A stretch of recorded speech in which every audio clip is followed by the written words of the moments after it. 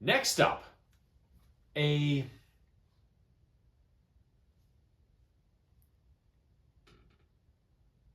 TV show inspired movie, let's call it, released in 2009. It is called Turtles Forever. So, this movie starts with the Turtles from based on the 2003 animated series, which is the second best Turtle series after the original. It's so good. They're watching the news and suddenly they see, um, or no, Splinter. They come back to the lair and Splinter was like, "Did you guys go out last night?" "No, we've been in all the time. Like we didn't do anything last night." "Well, who are these guys then?" They look on the news and there's 4 turtles involved with the purple dragons, and they're like, "We better go investigate." They stumble upon, wait for it, the 1987 Turtles. So it's kind of a bringing together of these different worlds, right? So the 87 Turtles explained to the 2003 Turtles that, yeah, we were fighting Shredder and Krang and whatever, and then their dimensional portal malfunctioned, and here we are in your time, in your dimension or whatever it is, right? Um, so they're like, oh, we got to figure this out, get you guys back to where you belong, whatever, right? Meantime, Shredder and Krang also got warped to 2003, so they're there with the Technodrome, and Shredder's like, well, if there's other turtles here, there might be another Shredder here. There is another Shredder, but he's Chirel, the Utrom Shredder. They find him, they capture him, but he's a savage, so they're like, okay, he's not going to work, so they just subdue him, sort of thing. But then Karai comes, she's the adopted daughter of Chirel, and frees him, and it's like, we're taking over here, right? So Chirel starts scheming, making a new body for himself, and long story short, what Chirel wants to do is wipe out all of the turtles everywhere, and he's found a way to do it. He needs to eliminate the turtles on Turtle Prime, and then he'll have no more turtle problems. So he starts engaging this weapon in this scheme that he's come up with, and so all of a sudden, the 2003 turtle dimension, it starts fading to white, like it's being erased, sort of thing. So they have to like run from it. Some people go down. I think Splinter or somebody gets wiped out with it. Eventually, April and Casey get wiped out. They have to travel to the 1987 dimension to buy them time as they try and figure out how the hell are we going to stop this. They finally figure out that Chirel's plan is to go to Turtle Prime, where if he wipes out the turtles in the original Turtles dimension, they'll all be wiped out, sort of thing. So Donatello's, they put their heads together, they figure out where this is, they use the dimensional portal to take them there, and guess where Turtle Prime is?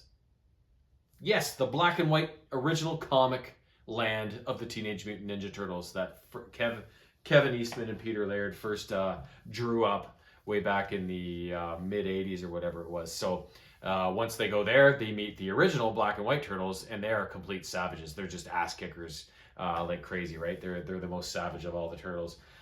So then we see these 3 teams of turtles working to right all these wrongs that Chirel and his forces are doing, and save the day. So yeah, I love it when they meld different versions of the same thing together and have these little. Somebody else did that. I can't remember what it was. At this point, I watched years ago, and it was the same idea but with a different franchise, and I was like, that was fucking awesome. Last up, for the PS4, Rage 2. I'm so sad. If you watch some of my gameplay footage, you might know what happened with this, but awesome game. Don't get me wrong. Released in 2019. The story is the Earth has basically been almost eradicated. Like it's a wasteland. Most of the population has been destroyed after an asteroid hit it and totally changed everything. Mutants now abound, like it's crazy. So a group called the Authority have taken it upon themselves to dub themselves the new authority on Earth, and they're the ones that are trying to control everybody, set the laws, that sort of thing. You take control of a person named Walker, a woman, and she is the last ranger of her hometown called Vineland. So she must journey out into the wasteland, take on the authority and uncover a means to do so. So, uh, your mentor, I forget her name, but she dies in the attack on Vineland by General Cross, who is the leader of the authority.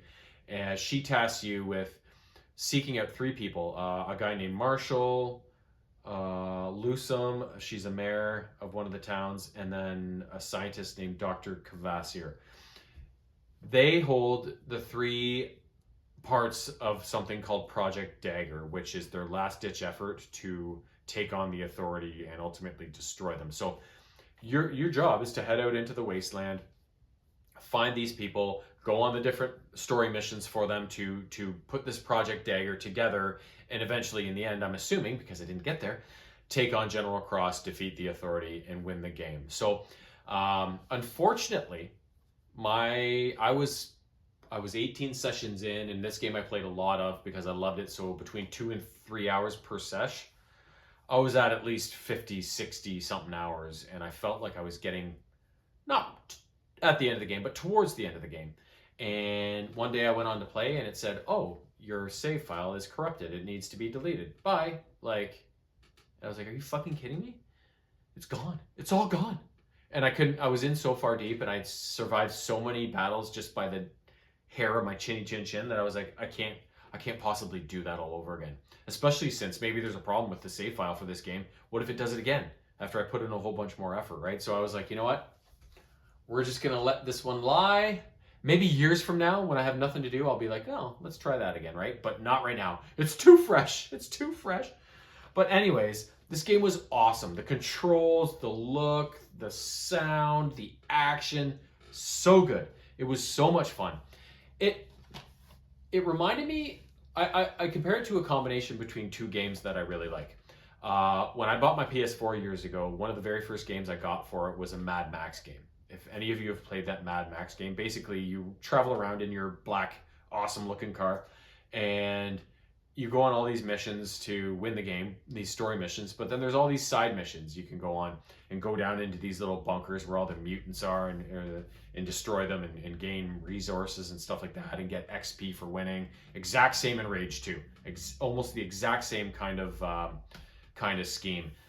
And then also with all the mutants and stuff and the way they attack and the way they sound and stuff, it very much reminded me of Borderlands in a way, with all the crazy lunatics you have to destroy there. It kind of had that vibe to it as well. It was kind of a mix between those two games, and it worked perfectly. It was so much fun. So yeah, you leveled up, you got better, you gained new tech, guns, everything, and it was so much fun. And then it was gone. But don't let my bad experience prevent you from playing this game, because hey, maybe your save file will stay intact. But this game is awesome. If you like gaming, if you like the Mad Max game, you like the Borderlands games, you like that sort of thing, this game is for you. Anyways, that's all I got for now. But I do got more coming. Stay tuned. Peace.